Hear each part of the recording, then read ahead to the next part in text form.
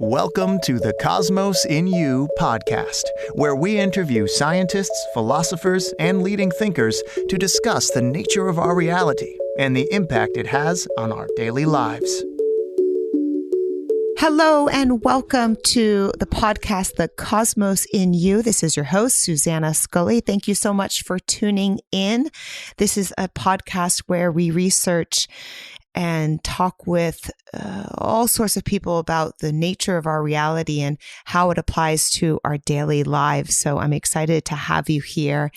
And quick housekeeping, would love to have you, if you haven't already, head over to iTunes and subscribe to the podcast, as well as rate and review. Those who have been listening have heard me like a broken record, but it really does make a difference in terms of being able to have other people see the podcast, hear the podcast, join our community, and help to spread the word. So I appreciate if you're able to do that. Now, thank you. And today we have such an incredibly fascinating guest. My friend and colleague, Jeff Riddle, told me about an interview he heard with this doctor and researcher, and wow, she does not disappoint. So today we have Dr. Diane Hennacy Powell, who is a Johns Hopkins-trained neuropsychiatrist, speaker, researcher, and author with over 30 years of clinical experience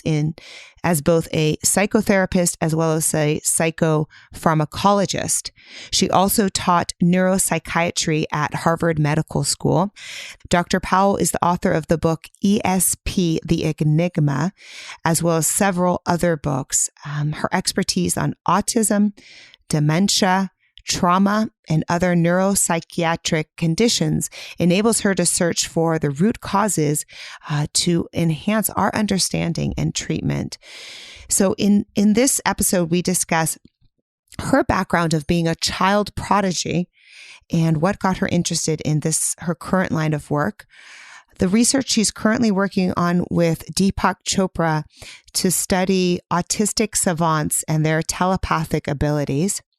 She goes over the 3 environments that cause us to be the most connected with others telepathically, and really helps to break down modern science and helps to show us what it can tell us about the world we live in and what it cannot tell us about the world we live in. One of my favorite quotes in here is, she says, let me find it.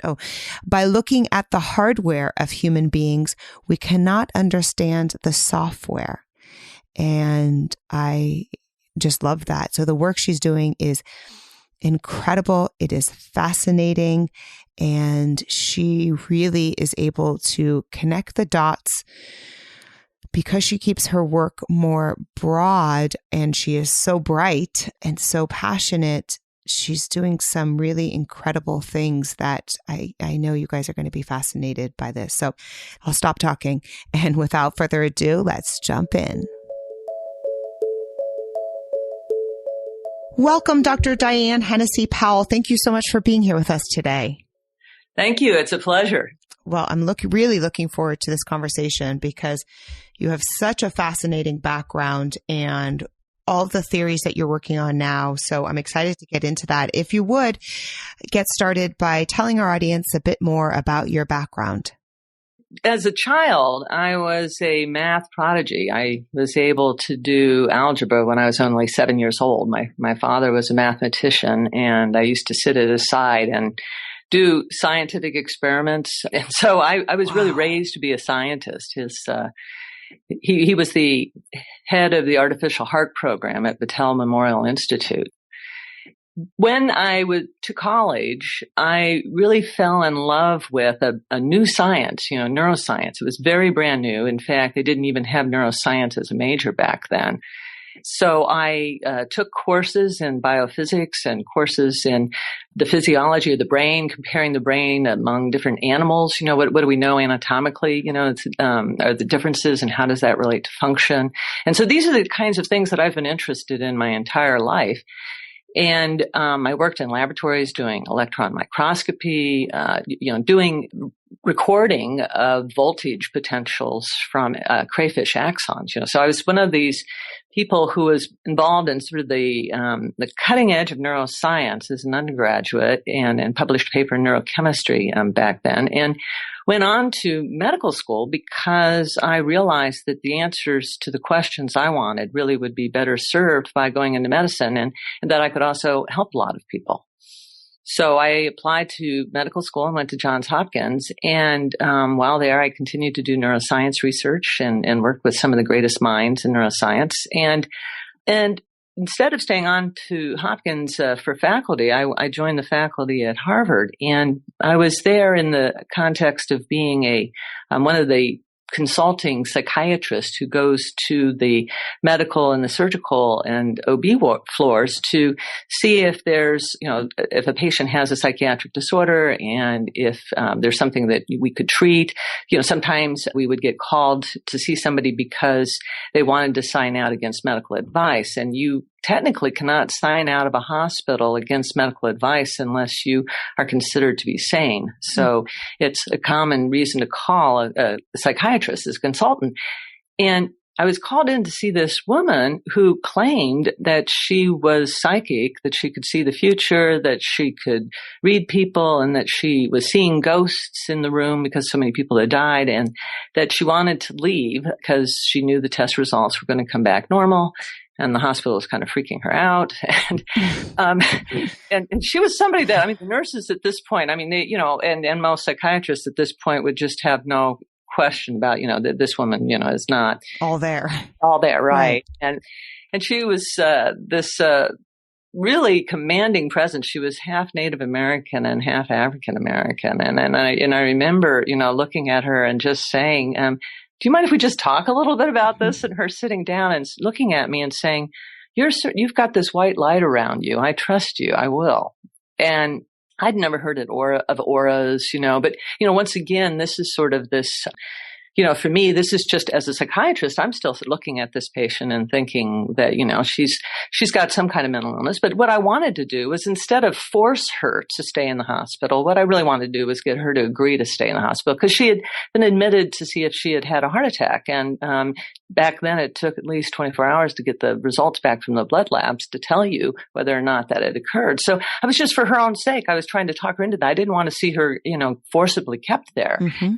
And especially, so this woman who, that we think might have just had a heart attack. And then she started to say to me things about me that there's just no way this woman could possibly have known. Wow. Such as?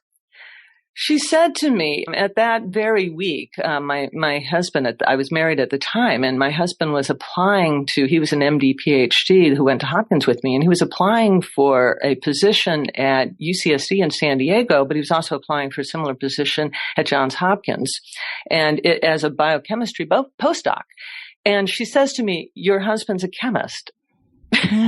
Wow. And then she said, and this week he's applying for jobs in 2 cities. Wow. And of course, at this time, there's no Google, there's no research, there's no, right? Let's just be clear here. This is a very different time. Right. Yeah. And even the nurses and people, nobody at work knew this about my husband. Wow. Yeah. They didn't know this about him. I wasn't sharing this with them. I was in the psychiatry department, just, visiting, their floor, right. And of course you wouldn't share because it means you could leave and, all this things. Right. Exactly. Yeah. So, imagine I looked at this woman and I said, oh, really? Tell me more. Yeah. And she said, it's interesting because in your husband's heart of heart, he really wants to go to one city, but you'll end up in the other. And I knew, because my husband he'd been born at Johns Hopkins. He was 13th generation Baltimorean. Wow. I knew, that he wanted to go back to the Hopkins. He really, in his heart of hearts, because he really couldn't identify with the West Coast. To him, that was kind of la la land. Mm-hmm. And so it was one of those things where I knew that, but she said, you're going to end up in the other city. So you can imagine, I just really wanted to know, okay, what I said, well, what cities are you talking about? She said, name some and I'll tell you. Mm-hmm. And so what I did was I named several cities, mm-hmm. and she picked them out. She goes, yep, you'll end up in San Diego. Wow. And we ended up in San Diego. Sure enough. And she, on top of that, she told me that I would only have one child, and that would be a daughter, which turned out to be true, despite the fact that I wanted to have more children. And every single thing she told me was either something that I knew at that moment was true, or it was something that was yet to unfold. And as each of those events unfolded, I was just like, I've got to understand what's going on here. So right there was sort of the beginning of a quest at that moment for you. Is that right? Yes, because if such a thing is possible, then it has huge ramifications for who we are as human beings. It has huge ramifications for our model in neuroscience. Yeah. So what happened? Obviously it didn't unfold immediately, but tell us about the journey of what occurred next. Well, what happened, I'd say the next step in the process for me happened when I was in practice in San Diego, and I had some experiences there in which patients would know something that, once again, it's like, how do they know this? Because I was working with people who were therapy patients because I became this trauma expert. And so I was seeing people for weekly psychotherapy. And one of the things that has been described about telepathy in the research is that if there is an emotional connection or bond, if there's a trust there, that then telepathy is more likely to happen. And so as a psychotherapist who's there working with patients, if anything is going to develop that kind of a trust or that kind of a bond besides, being someone's parent, that's a perfect setting for that. And I was contemplating at the time, I was thinking about leaving San Diego, but I hadn't said anything to any of my patients. And the reason why was that I wanted to carve out some time for me to write some articles and some books. My practice was just so busy. And what happened was I was at this beach with my friends, and for the first time ever, I spoke with them and we agreed that we would come visit Oregon just to see what it was like. And as we're walking from the beach, at this time I had a cell phone, we're walking from the beach, my cell phone rings in panic, and it's one of my patients who was on the spectrum, autistic spectrum, who said, Dr. Powell, I just had a panic attack. You're going to move away from San Diego. And at that time, it was just a thought. And then ended up within 9 months moving to Oregon. Wow. Wow.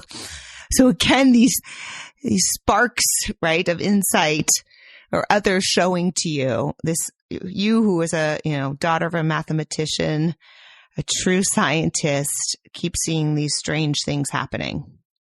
Right. Well, what I did was because of the fact that I had trained in behavioral neurology and neuropsychiatry, I'm aware of a lot of very interesting syndromes that don't fit the model for understanding the brain. And so one of these is autistic savant syndrome. And that's one that a lot of people are familiar with through Rain Man, in which you have people who have these disabilities for very simple tasks. It could be something like, simple addition or, tying their shoes or, all of the above. The savants are capable of things like generating prime numbers that are in multiple digits without knowing how to do primary math. And I know as a mathematician, there is no algorithm for generating prime numbers. And when Oliver Sacks investigated these two autistic twins back in the 60s, they were just spontaneously telling each other prime numbers back and forth. And it was a game that they played. And he wanted to test them and see, what they were capable of doing. So he went and looked up some prime number tables, and he came back with 8-digit prime numbers. And he threw one in just to sort of join the game. And they sort of looked at him with big surprise because they recognized it as a prime number, and they're just like, oh, he can play too. Wow. No, it's off the chart, but. and they started doing 8-digit numbers, and he tested them. They exceeded the computing capacity of at the time in the 60s. They gave digits, 20-digit numbers, and the computers could only generate up to 12. But he was able to confirm that accuracy.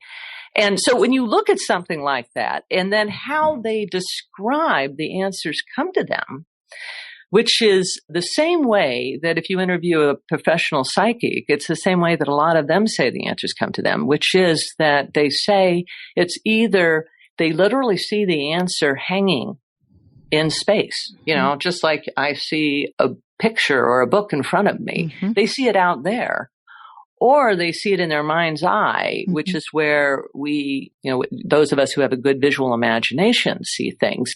But it just pops in there. It's not something that they consciously derive. And so these kind of phenomena are ones in which I have, taken them into consideration in trying to model what we are capable of doing as humans. And so the more I looked at the savant syndrome, the more I realized that it really is not that different from what people would label as psychic. When you have a child who can give you information that they were never exposed to before. Now, I know this one little boy that I'm working with, he at the age of 2 could read and speak to some extent 8 different languages, including Russian. Yes. What? You're kidding. No, I'm not.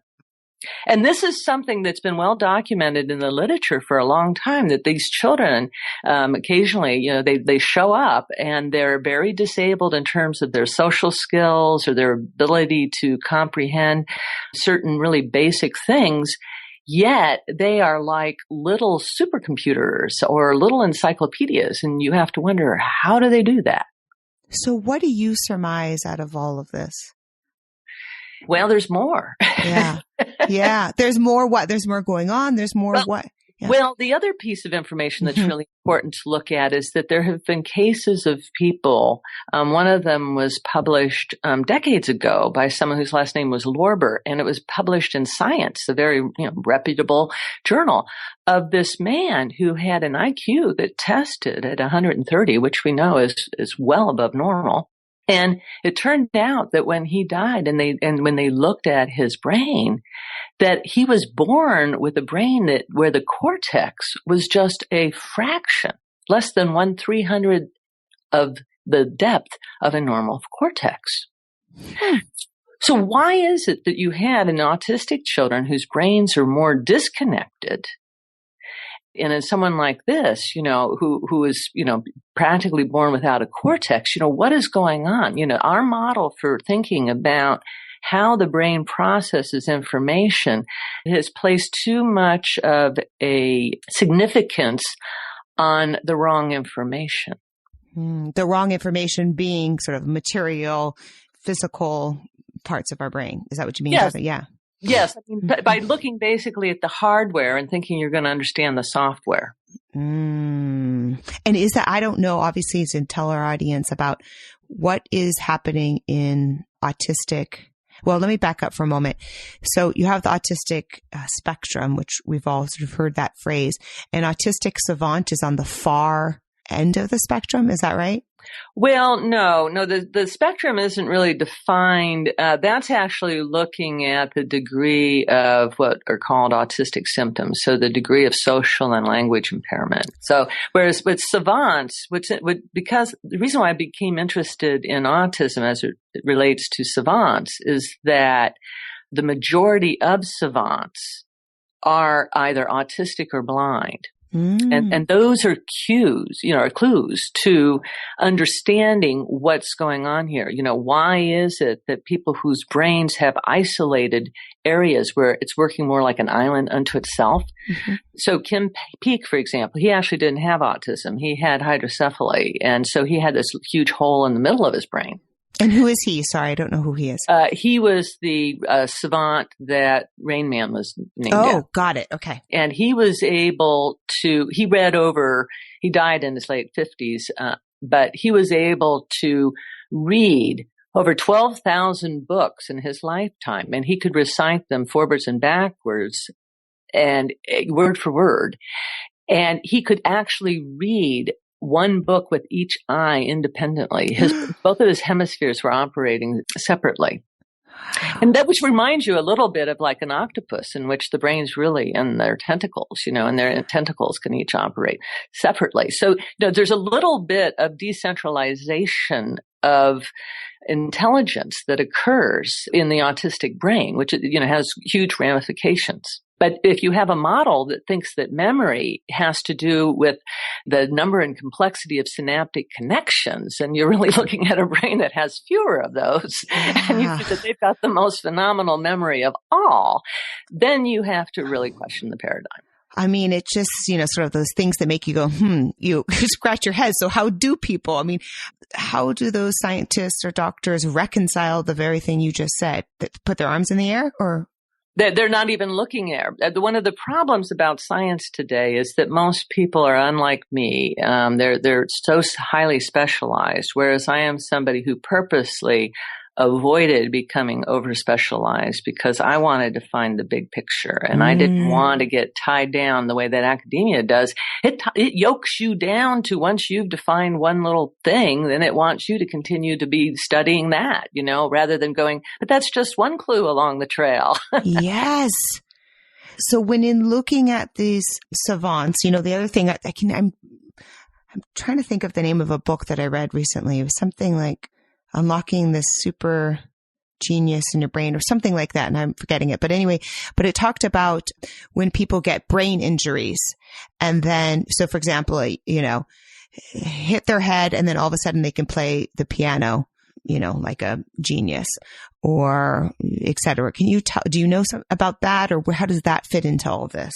Oh, that's absolutely the phenomena that I'm talking about. There's something called acquired savant syndrome. Okay. So they're the people who have savant syndrome who are born blind, and they usually become musical savants, where they can, just play something without, hearing it more than once, and without having had lessons on how to play. And and they've just got the most amazing ability to process music. And that's thought to be related to the fact that when you don't use the visual cortex for vision, that is major, major prime real estate when it comes to doing any kind of computations, because, what we visually see is all a calculation by our brain. It's all a computation. That's a simulation.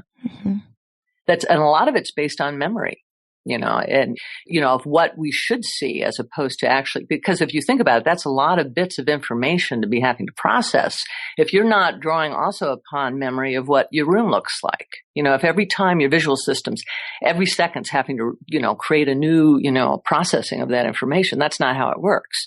It sort of runs, just think about your blind spot, how we don't see a hole in our visual field because the visual system doesn't like to create a vacuum there. So it just does its best job of simulating what should be there.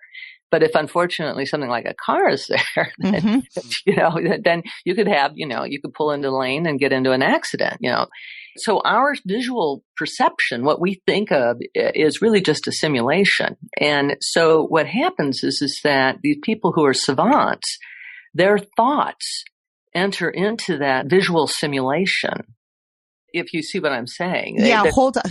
Sorry, I'm going to stop for just a second to make sure that I understand. So what you're saying is that essentially for the brain for efficiency, the brain is trying to be efficient. And so when you look at something, it's pulling up a memory of what that is, so it doesn't have to keep creating a new image. Right. Is that right? That's right. It's looking for change. Yeah. It's scanning for change. Okay.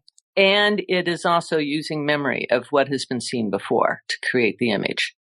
And that's why that's why magicians capitalize on this, because they know that what we see, that they could be doing something off on the side and we're not going to see it, even though we think that we were looking in that field of vision, because of the fact that we're manufacturing that perception, because we're not giving it our attention, because we're not expecting anything over there. And so our attention, because our attention is not there, then there's no cue to our brain to scan for something different.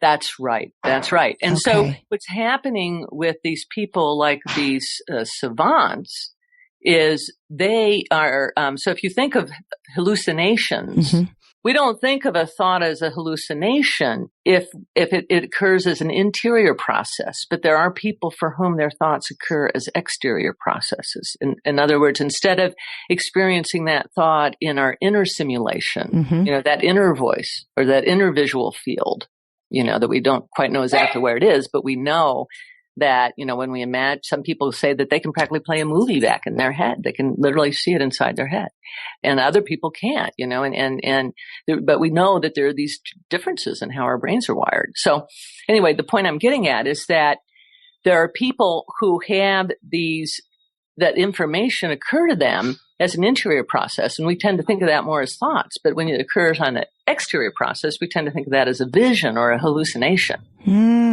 Got it. It's sort of when you were saying that they see things sort of hanging as we see a book in front of us, and they see it. That's right. Okay. Yeah. It's not something that they try to have happen. It's involuntary. It just occurs. It just happens for these people. That's what's so fascinating. And so but because the autistic savants are obsessed with information, with prime numbers, then they're able to access that information more readily. And so one of the things that I've been interested in is, what is it that they're picking up? We know that 97% of what's out there is invisible. What is it they're picking up? What kind of information are they picking up? Are they picking up patterns? Is this purely pattern recognition? And if so, why are their brains so superior at it? And I think that a lot of it has to do with the fact that rather than their brains being more connected, that you have their brains disconnected in certain areas, and those areas are able to work together in a way that's more like a supercomputer. Okay, so I want to go back to a few of the things you just said to dive in deeper. When you said we know that 97% of what we see is invisible, what do you mean by that? I'm referring to the dark matter, dark energy. So for our audience, what do you mean? What does that mean? Well, when physicists look at the amount of energy that's in the universe, when they look at the 0 point field, when you've reduced the temperature down to absolute zero, you have so much energy that Richard Feynman, I believe he said that like a cubic inch of it could boil all of the oceans in the world. I mean, that's a tremendous amount of energy, and yet it's invisible to us. We don't really measure it, by the kinds of instrumentation that we typically think of. And the same thing is for matter. There's a lot of matter that we know is out there because of gravity and because of what we're seeing, from, the Hubble telescope and, various other astrological or astronomical instruments. Got it. And so what you're saying about the savants is it possible that they are seeing some of the 97% that we do not see? Yeah. Maybe with their informational fields, that they're able to detect in some way, that we're not able to detect. And, that's a lot of, if you think about how interconnected everything is at the quantum level, that if you just tug at one place from chaos theory, we know that has an effect that can have an effect all the way across, the world. Are you talking about entangled? Well, I'm talking about chaos theory, which is in my book, the ESP Enigma. I try to explain some of these concepts like chaos theory and entanglement and quantum physics for people who don't even have a science background, just so that they can understand that we live in a world, and we have now for over 100 years, in which modern physics has told us that what we perceive and what we think are the laws, are basically approximations that came from Newton. They're good for describing things at this level of reality. But when you get down to the smallest level of reality, or you get up to scale up to the largest level of reality, you start to see that the laws are very different. So I'd love for you to tell us a bit more about the research that you're working on now and how it ties into all of this. Well, after I put out this hypothesis that autistic savants would be the most likely to report telepathic abilities to the extent that would be needed for skeptics to believe that telepathy exists, because let me back up here. There are a lot of studies that have been done by scientists that show a stronger effect suggesting that telepathy is real than there is for a lot of other things in science. And so the evidence is really there, but what the people who really find it impossible to believe in telepathy, what they say is that, it just has to be extraordinary. And so when I thought, well, what would give us extraordinary evidence? And it was the autistic savants, because of the fact that when they're really good at something, they don't mind, they don't get bored with doing it. And so you can have them do a repetitive task over and over again, and they don't get bored with it, especially if it has to do with numbers and letters. So that's one advantage of working with kids who are autistic savants. The other is that their skills sound so similar to psychic abilities. And then on top of that, their brain activity when they're awake is a lot more like our brain activity when we're asleep.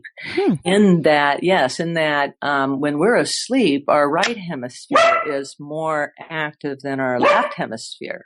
And also our limbic system is more active than our cortex. And so our frontal lobes, they go offline. And that's the part of our brain that makes judgment about what's possible or isn't possible and thinks about consequences. And so that's one of the reasons why our dreams will allow us to do all kinds of things that we can't do in this other, sort of waking reality. But we really live in these two different realities. And some people, and I suggest that these autistic savants are among them, the two worlds are not as separate. So their world is very similar to what would be our dream state. It can be. Their waking state. Okay. It can be. It can be. I mean, there are these conditions like sleep paralysis in which people have it's a neurological disorder in which people, when they wake up, they're still paralyzed because we're paralyzed during dreaming sleep.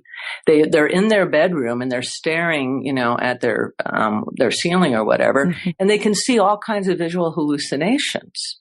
And so that's an example of, and if you look at their brain wave activity, you can see that they're really in a mixed state where they're experiencing a combination of some components of waking life and some components of dreaming life. And so when you look at the brains of some of these people who report these psychic experiences, you also see that there's that the two worlds are not as separate from one another. So a lot of how the brain works is by a process of inhibition. And when you remove the inhibition, then you start to actually see and experience things that you didn't otherwise. And would this be similar to states of, for example, in meditation? Am I correct in saying that it shuts down your prefrontal cortex during meditation? Is that a state?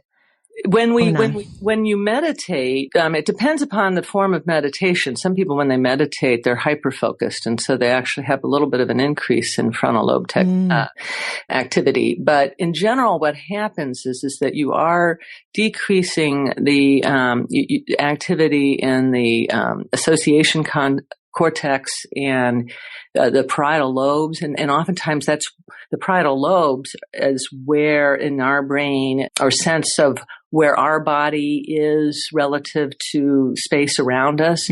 That's the part of our brain that processes that. So you actually have a decrease in activity there, and people feel themselves merging with their environment around them. And that's the sort of thing that also, coming back to your waking state, I mean, I think about sometimes when I'm falling asleep, and if I'm holding my husband's hand while falling asleep, all of a sudden, it's that whatever brainwave state, it feels like we're one, it's all melded together. Does that happen before you go to sleep in a certain brainwave state? Well, when we go to sleep, so what's believed to be the case is that psychic abilities are more associated with theta activity. Okay. That's a certain frequency.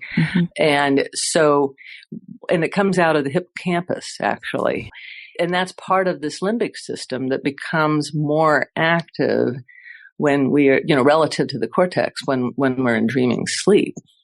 And so anyway, but to get back to your question about, so why is it that some people are telepathic? I believe that, so I started off with this idea that autistic savants, because of their brains being more like supercomputers, because of the isolated bits and this and that they'd be more likely to be telepathic.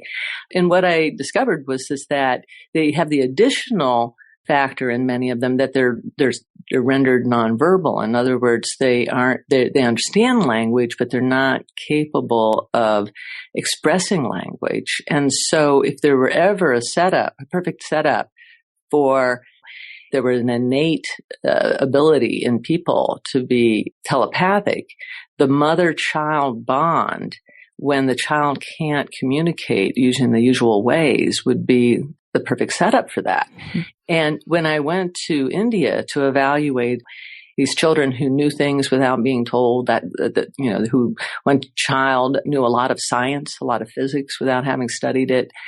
And so I wanted to find out, well, how did they, is this real? I mean, is it that they were on the computer? Do they just have, amazing memories? What is it? But the one thing that I found consistently among the parents was that they said that their kids were telepathic. And I thought, isn't that interesting? Because they have difficulty communicating. And so there are people who've speculated that the Neanderthals might have, communicated that way, that it might really be an earlier means of communication, that language actually kind of took over because it's much more efficient. Just like now, texting is taking over letter writing. Mm-hmm, mm-hmm. For better, for worse. Yeah. Right. Yeah. And so the research that you're doing now, and I know you're doing it through, or your funding is being routed through the Chopra nonprofit foundation. Is that right?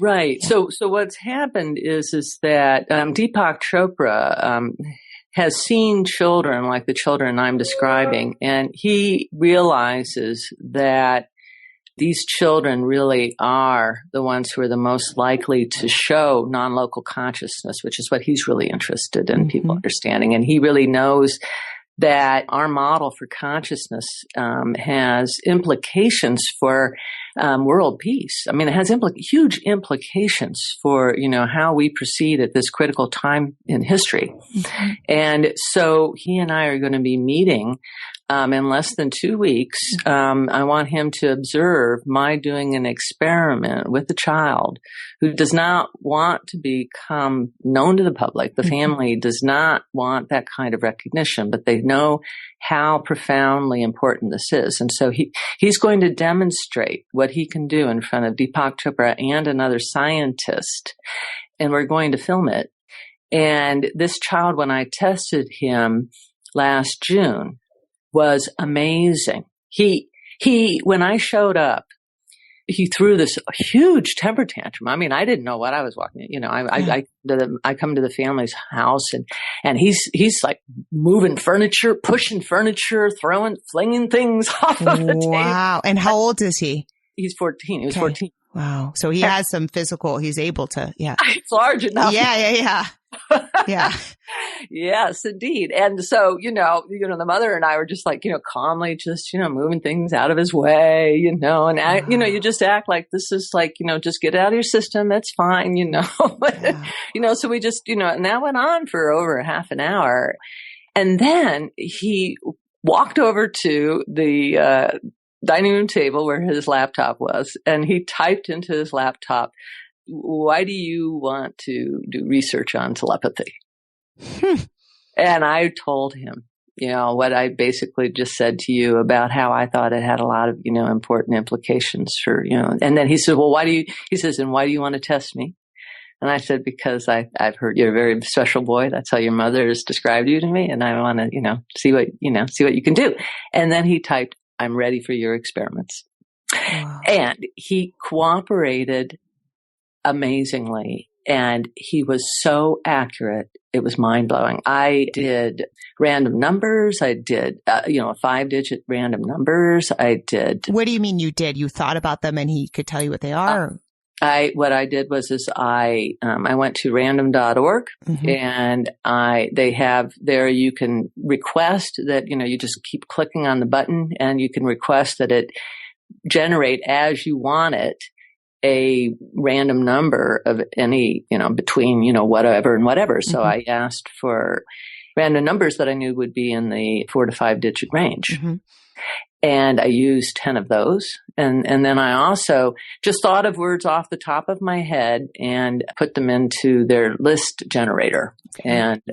and presented those randomly. And so what I did was I gave them to the mother one at a time, and she would either look at it or think about it. It's easier to think about a word than it is a number. You know, a lot of people, they get a little anxious, and so they need to really look at the number if it's 5 digits, to make sure it's, but you can give them, that's the beauty of using both words and numbers, and then also with words, because I also use foreign words.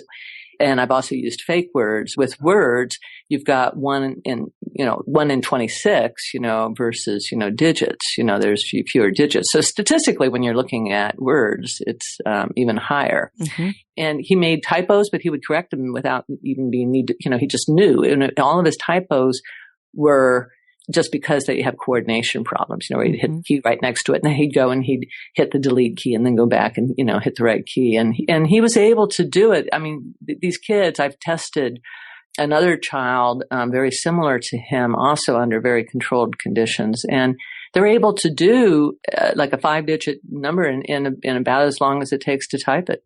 Wow. And if the time that they are correct is statistically significant. Oh, it's like over 95%. Over 95% of the time? Yes. Oh my God. Wow. Yeah. I mean, now not all children are this accurate. Sure. Oh, I'm focusing on the ones who are the most accurate. Mm-hmm. And it's amazing. You have to see it. That's why I'm bringing Deepak there. And his foundation, they will take funding to support my research because they see how important it is, and they have a nonprofit and I don't have a nonprofit. And so, and we want to do a scientific paper. We're not just doing this this is real science, and it's going to be witnessed by another scientist from UCSD, and we're going to submit it for scientific publication. Wow, that's incredible. So for those who are listening, if you are interested in funding this research, where would they go? They would contact the Chopra Center, the Chopra Foundation. Mm-hmm. So you can look up their website, and then I guess you just donate in general to them, and then it gets. Well, no, they should specify that they want to support Drs. Powell. Okay. Search on Autistic Savants so that they have money so that I can spend time with these children. See, part of the problem is, as I mentioned earlier, about when I was first arrived and the child threw a temper tantrum. I mean, you can't, anybody who's spent time with these children knows that you can't just show up and say, perform for me now. Mm-hmm. And you never know when they're having a bad day, and so, and they don't, and because I'm going for the children who are the most accurate, because that's really what science is saying, show me your best. Yeah. They don't live where I live. Right. So that's why I need the funding, because I lose income as a doctor. I have to fly out there. I have to stay in a hotel. Yeah. So it all adds up. It all adds up. All right. Well, we'll find the exact right link, and I'll put it on the page for our podcast, so everybody makes it easy for everybody. So where else can people find out more about you and your website and your work and your books? If you don't mind just telling our audience that would be great. Well, they can go to my website, which is Diane Hennacy, HENNACY, Powell, POWELL.com. And I also blog at Niume, NIUME.com, under Diane Powell. You'll see some of my theories there, and I'm going to be publishing more theories there about, I have a theory there for why it is that some people see auras and other people don't, for example, that's put into real science. I am using, everything is evidence-based. Wow. What is that website again? Can you spell it again? It's NIUME.com. It's a blog website, and that's where I'm blogging. It makes it easy for people to share onto Facebook. It makes it easy for me to see how many people are, actually reading the blogs. And as I said, I'm going to be doing a lot that people can subscribe to my blogs there. It's free. And I'm going to be doing a lot more blogging about my theories, because there's so much that I've been able to put together over the last couple of years. And I'm really excited to share it. Oh, that's wonderful. Well, thank you so much for being here with us today. I have no doubt that the audience is enraptured with what you're working on, because I know I definitely am. There's so much food for thought, and I can't wait to dig in more and continue to follow your work. So thank you very much for your time. And I can't wait to see what is going to continue to come up. Thank you. All right. I hope you all enjoyed that episode as much as I did and would love to continue the conversation. So please feel free to reach out on our Facebook page, which is Susanna Scully, SUZANNAHSCULLY. You can find us at the same Twitter handle, Susanna Scully, and also over at Instagram. And our website is susannascully.com. So keep it pretty simple there. Thank you all for listening in and look forward to chatting with you next time.